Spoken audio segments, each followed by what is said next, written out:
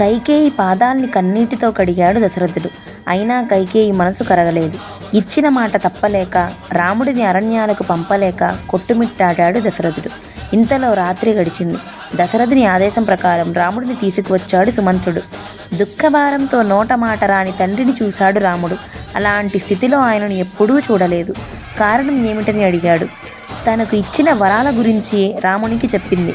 అంత మాత్రానికే ఇలా దుఃఖించాలా? సంతోషంగా వెళతానన్నాడు రాముడు.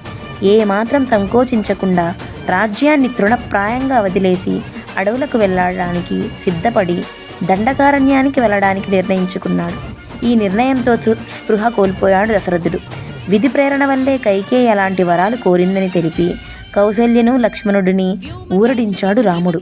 కౌసల్య రాముడిని వదలలేక వదిలింది. సన్మార్గంలో నడవమని వెన్నుతట్టి ఆశీర్వదించింది సుమిత్ర. సేవ చేసుకునేందుకు తనను వెంట రావడానికి ఒప్పుకోవలసిందిగా ప్రాధేయపడ్డాడు లక్ష్మణుడు. ముందుగా వద్దన్నా చివరకు అంగీకరించాడు రాముడు.